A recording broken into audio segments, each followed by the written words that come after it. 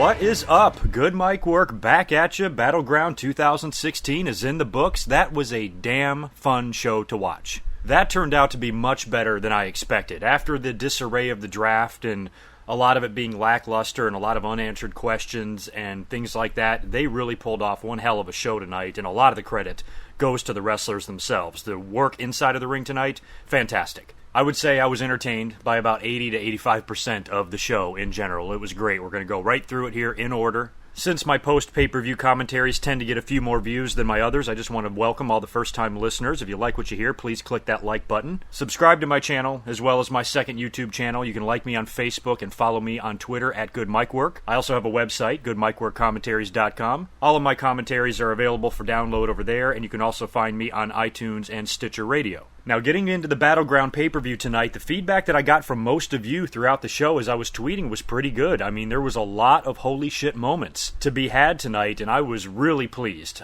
with pretty much the way everything went down. Starting with the pre-show, they only had one match, luckily, so they didn't try to cram a whole bunch of bullshit matches into the pre-show. It was a lot of promotion, a lot of hype, and there was only two noteworthy things to come out of it. Number one is the Usos versus Breezango was the match that they had, and Breezango picked up the victory clean, beating the Usos in a pretty good match. And is it just my imagination, or are these motherfuckers over? So they've thrown these two guys together, two guys they've done absolutely nothing with, and they end up getting themselves over, like so many times in the past. We've seen this with the New Age Outlaws and countless other tag teams that are just thrown together on a whim, and then it works. So I'm happy for Tyler Breeze and Fandango. Finally, they have something meaningful to do, and I think the WWE is starting to take this tag team seriously, and they'll probably get some title shots in the future and shit like that, so good for them. The other noteworthy thing to take place on the pre-show was Cesaro. What the hell was going on with him?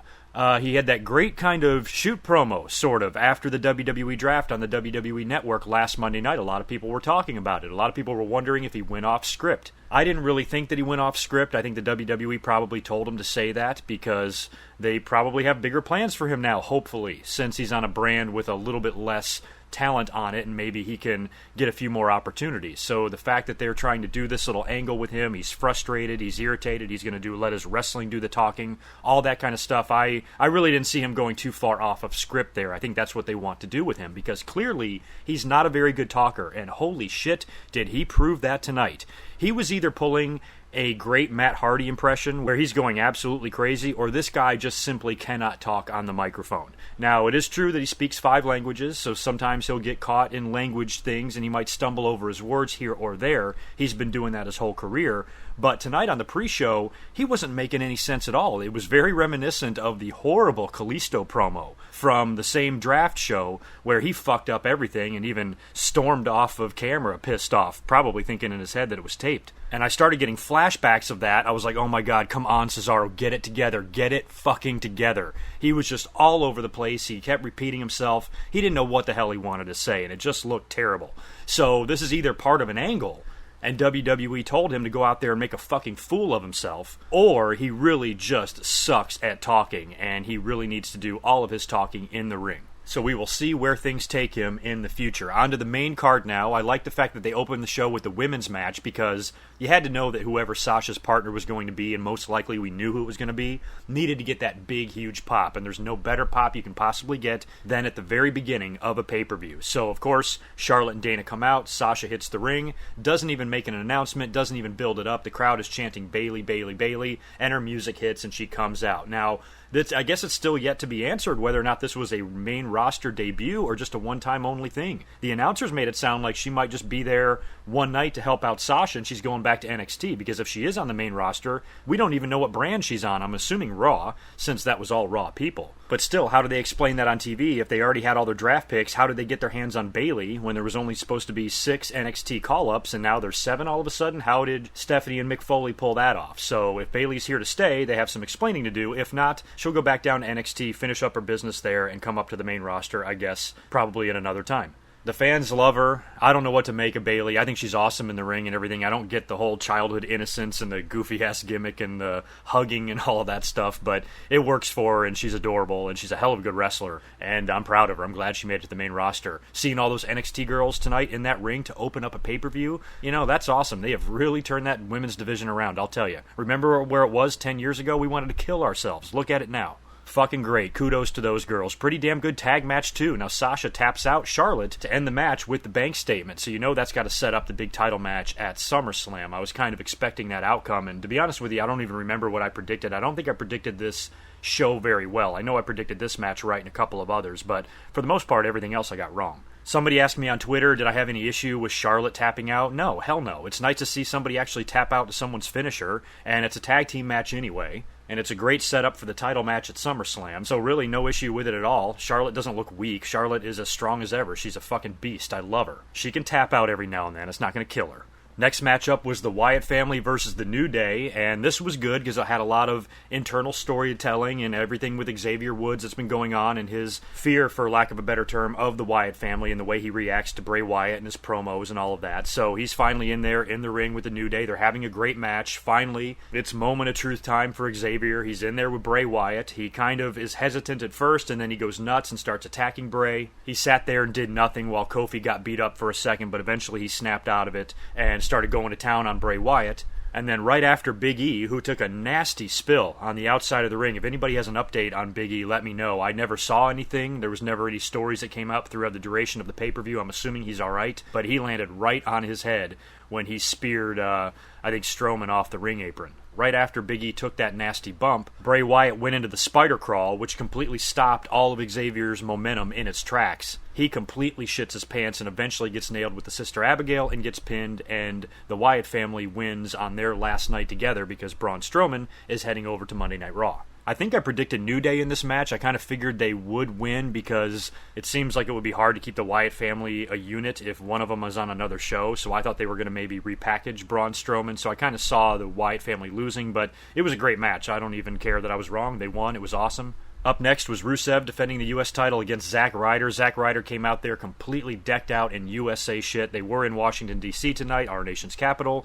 Apparently, Zack's ring attire was a throwback to Sting and the Ultimate Warrior and Macho Man Randy Savage, I think. So he had kind of a cool outfit, and he put up a hell of a good fight against Rusev. I thought Rusev was going to chew this guy up and shit him out, but Ryder, put on a good match, had a couple of good spots. The jumping clothesline or high crossbody, whatever he did off the barricade there was great. He got some serious air on that. Had a couple of other moments of greatness, but eventually gets locked in the Accolade, which he starts to get out of, but eventually succumbs when Rusev pulls back all the way on it, and he eventually tapped out. But Ryder gave Rusev a much better match than I was expecting, but I want Rusev to keep on rolling. So far, the opponents that he has mowed over have not been that impressive. Titus O'Neil, Zack Ryder, not exactly top-tier talent, so I hope the next guy that Rusev feuds with is a higher-level guy that he can defeat so he can keep his winning streak going. I fucking love Rusev. And who came out to save Zack Ryder after Rusev continues the beatdown after the match? Mojo Rawley. I don't know much about this guy. I know he's been in NXT for a while now. I know a lot of people are annoyed by him. He seems just annoying as fuck. He's on the main roster now. He comes out to confront Rusev, and the two of them have a history,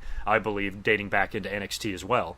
But it was kind of weird that he came out there to begin with because they're on separate shows, so it's not like they're going to start a feud. Mojo and Zack, I do believe, tag team on NXT, so I guess he was coming out there to help his friend.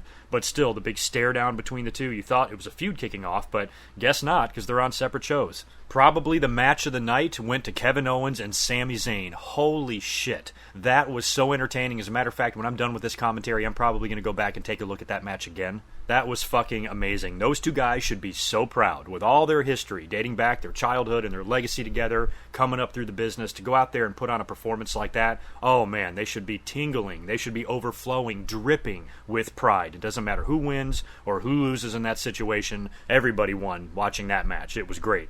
The whole match was still, close to a 5-star match, despite a pretty colossal botch. I was a little bit worried about Sami Zayn. I will admit, I laughed out loud. You know the one I'm talking about, where he was on the ring apron. I think he was going to do a sit-down springboard moonsault or something onto Owens, who was on the floor.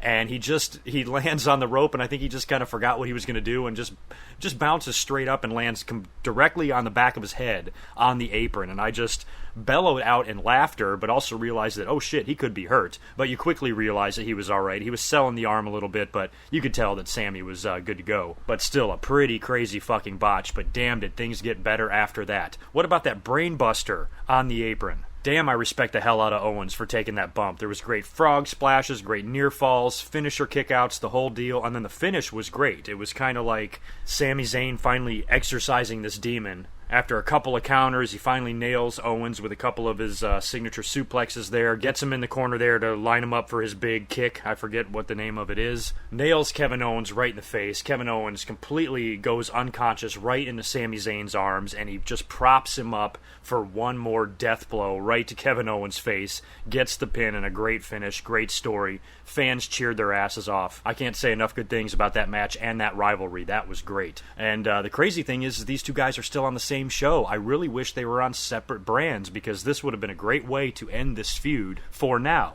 I mean, these two guys are young, they have years ahead of them, and we know that this brand split is bullshit. Guys are going to be switching brands left and right once they get rolling here. So it's very possible that if they separated brands, they will come back together one day in the future. So I really wish they were on separate brands and we didn't have to do it anymore, which makes me think, I think somebody tweeted me the idea actually, and I apologize to the person who sent it, and I'm not giving you credit, I just don't have the tweet in front of me right now, but somebody had mentioned that what if Kevin Owens comes out on Raw tomorrow night all pissed off and demands a trade to SmackDown and says, I don't want to work here, fuck you guys, I hate this place, I refuse to go out there and wrestle, you're not going to get anything out of me, you might as well just trade me, or I will sit on my ass and quit and I'm not doing it, or whatever. Maybe forcing the hand of Stephanie and Mick to make a phone call to Shane and Daniel Bryan and they swap, a piece of talent and you can send Kevin Owens over to SmackDown. Or maybe you can even send Sami Zayn. Maybe Kevin Owens asks Stephanie to do him a favor and get Sami Zayn out of his life, so she sends him to SmackDown. Or maybe they start brawling tomorrow night on Raw. Maybe they have another confrontation and they start fighting all in the back, and finally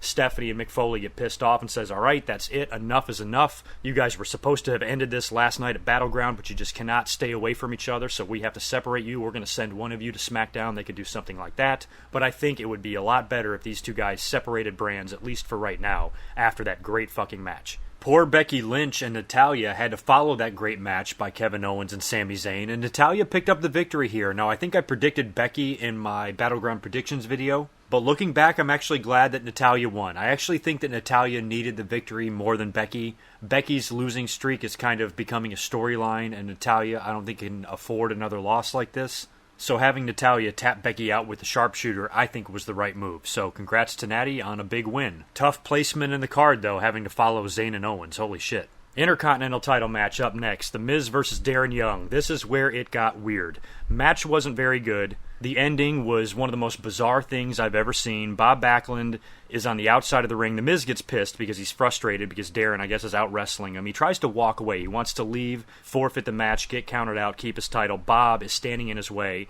in the aisleway. Miz ends up going back in, and then Maurice gets in Bob's face, slaps him really hard, and he bumps. He takes a bump down to the ring floor because of a slap from 110-pound Maurice. I didn't really like that at all, but Bob's crazy. He's so fun and entertaining to watch. He doesn't know what the hell's going on out there. And then Maurice, falls down and pretends she hurt her foot, and then she tells The Miz that, hey, Bob put his hands on me and I twisted my ankle, it's his fault.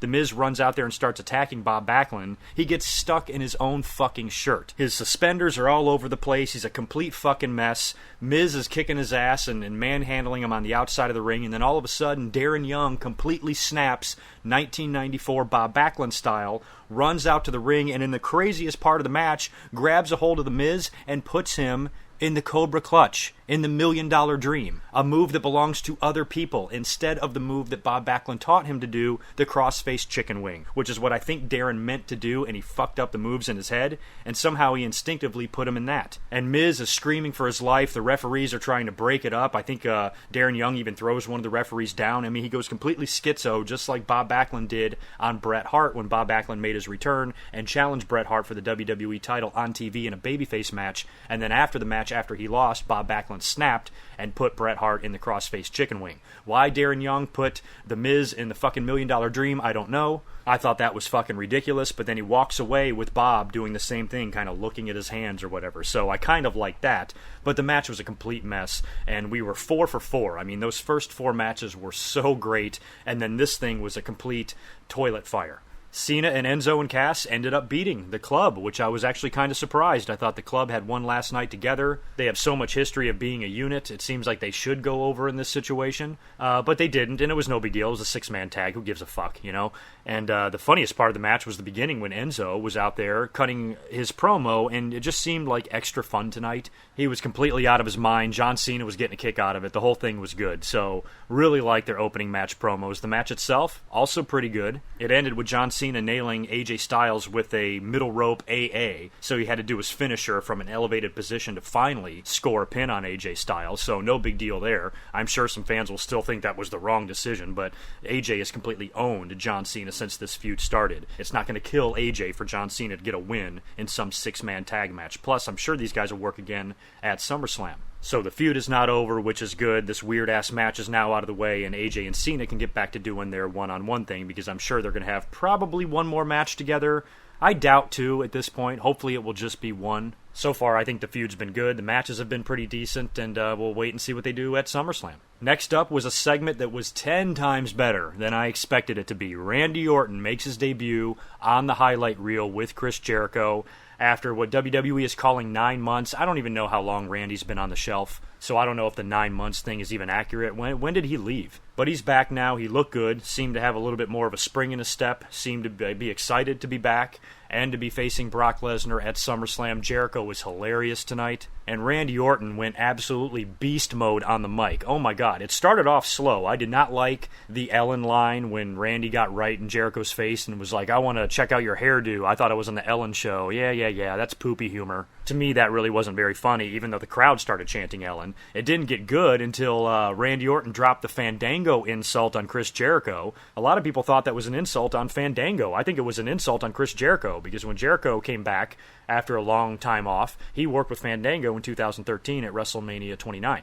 So that little dig on Jericho there was fucking great. And as if that weren't enough, Randy Orton drops another bomb, and Jericho says Lesnar's going to take him to Suplex City. And he says, well, that might be true, but it only takes one RKO to get to Viperville. No enhancement needed. Oh, snap. No, he didn't. That was fucking great. The crowd collectively just oohed. I think it was Salamonster tweeted out the image of John Cena at the Hall of Fame all those years ago when The Rock insulted one of his movies or whatever, and he did that look at the camera. I mean, that was the perfect gif for a situation like that. That was the best thing Randy Orton has ever said. I laughed my ass off. At that point, it was just a matter of waiting for the RKO. You know that Chris Jericho is not getting out of that ring without getting an RKO, and I like the fact that Jericho knows that the fans know that, and he did string us along a little bit, calling out Randy, are you going to hit me with that RKO? Are you going to do it now? Are you going to do it now? Finally, Randy Orton tricked him into getting just close enough to where he could nail him with it, and he did, and Randy Orton stood tall. I'm excited for the match. The WWE is going on with it and acknowledging the controversy surrounding Brock in their own little way. I hope it all works out. I hope that Brock can come back and not have too much of a damaged reputation. I've been looking forward to a Randy Orton-Brock Lesnar match on a big stage for a long time now, and I really want these two guys to put on a show. You have to wonder, after what we saw happen with Roman Reigns, if Randy Orton might actually pick up this victory. We're going to have to see how they book it. We're going to have to see how they build to it. They might do one of those deals where Brock Lesnar doesn't appear until SummerSlam. I'm starting to think that that might be the case because Paul Heyman apparently is in a contract negotiation with WWE. They want to make sure he's there for SummerSlam. Maybe they should have gotten all these ducks in a row before they announced this fucking SummerSlam match. But I'm assuming Paul Heyman is not going to leave the WWE hanging. Even if they can't reach an agreement on a deal, I'm sure they can work something out where he can accompany Brock to the ring at SummerSlam. So I'm not too worried about that. But the build for it is going to be interesting because you got Randy Orton on SmackDown and you have Brock Lesnar on Raw. Even if Brock shows up one week, what the fuck do? You put him on SmackDown for a night? How do you even do it? So I have a feeling these two guys will not see each other until SummerSlam. If anything, they're going to have to bring Paul Heyman to SmackDown because technically he was not drafted, so I guess he could legitimately make an appearance on SmackDown to help build the show and cut a promo in the ring with Randy Orton. That seems most likely. They got to do something to build this match. Jesus. Main event time. Triple threat for the WWE title. Dean Ambrose champion, defending the title against his former Shield brothers, Roman Reigns and Seth Rollins, in another great match. We knew when these three guys finally got together for a triple threat match, it was going to be awesome. Tonight marked the return of Roman Reigns, actually.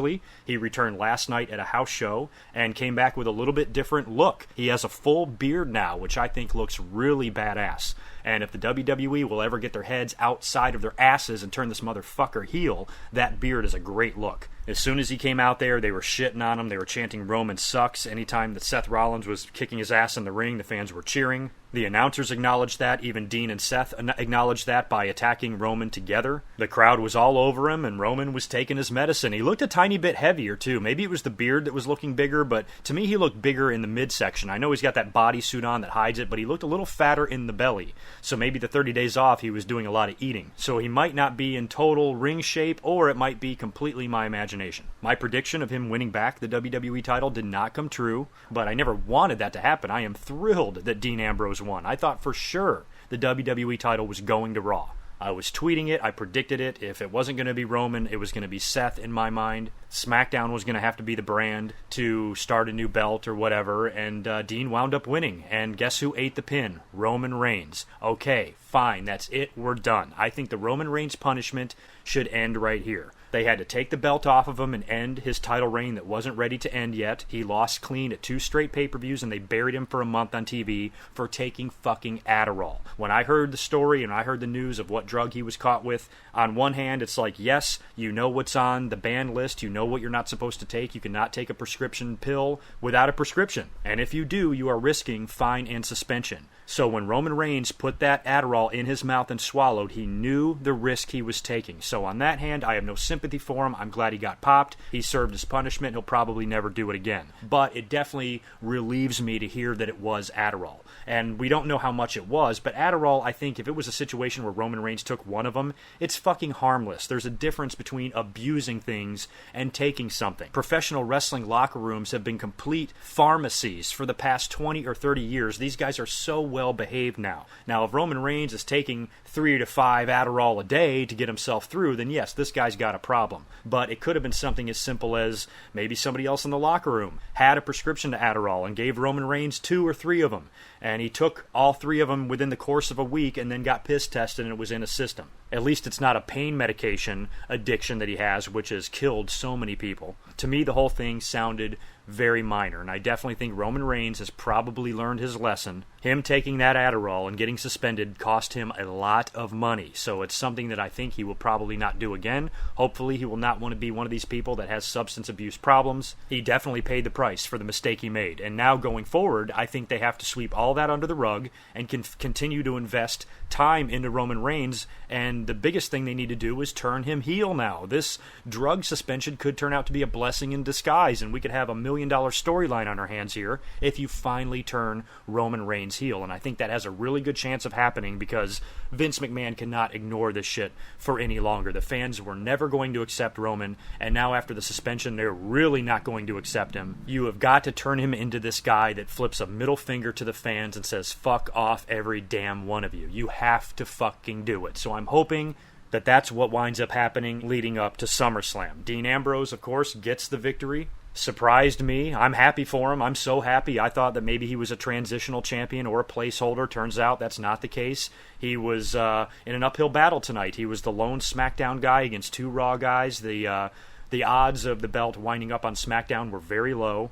SmackDown, a lot of people feel, lost out in the draft. They do not have nearly as strong of a roster as Raw does, although a lot of people are on the SmackDown bandwagon, and I can easily get on the SmackDown bandwagon as well. Give me a good show, and I'll be all yours. But overall, the better roster seems like it's Monday Night Raw. Plus, they are 3 hours, plus they have the Women's Champion, they have the Cruiserweight division, they got all sorts of shit. So if they were to get the WWE title as well, I can see how that would really tip the scales too far in their favor. So SmackDown, it seems like, almost had to win this match, and the belt had to go to SmackDown, and a lot of you guys expressed that opinion to me last week, and I saw the logic in that. I stuck with my prediction that it would go to Raw and Roman Reigns would win, and I was wrong, and I am fine with that. Congratulations to Dean Ambrose. I'm so happy he won. Those 3 Shield guys are so huge in the company right now, and when you think back to when they debuted 4 years ago and how far they've come now, all 3 of them being former world champions and top-tier talent, awesome. One of the things I hated, by the way, about the match was that everybody had to be fucking out there. Before the match even happened, we had to have 4,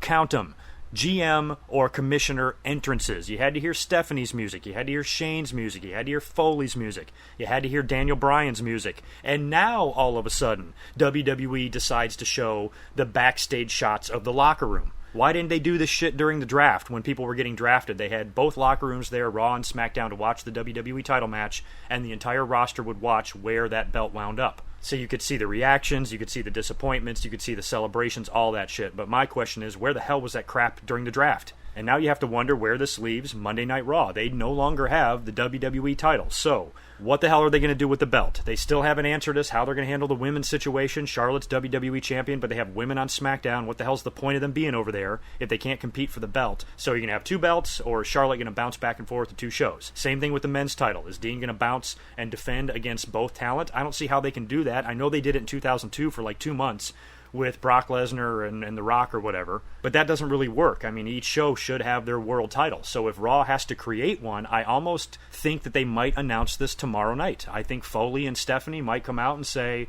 we are resurrecting the World Heavyweight title, maybe even bring out the belt itself, talk about its history, talk about its lineage, how many people have held that belt, and they're bringing it out of retirement to crown a new Raw World Heavyweight champion. And they're going to have a tournament that's going to start on Monday Night Raw and go on for the next 4 weeks, culminating at SummerSlam. And you can put everybody in the tournament. Roman Reigns, Seth Rollins, Kevin Owens, Cesaro, Rusev, all these fucking guys have a big giant tournament, spread it out over 4 weeks, and have the two finalists meet at SummerSlam for the title. And that could be where your Roman Reigns and Seth Rollins match happens, and that could be your Roman Reigns heel turn. He could try to do this babyface shit throughout the whole tournament, and then finally when he gets the match with Seth Rollins, after he's already dropped the last 2 pay-per-views clean and got pinned, he is going to do what he has to do to make sure and ensure that he wins back his title, even if it means cheating. He kicks the shit out of Seth Rollins, turns on everybody, turns on the fans, wins the WWE title, and Seth Rollins is a babyface, and the feud continues. I think that's the way they should fucking do it. So we will see if my prediction on that comes true or not. I am going to get out of here now.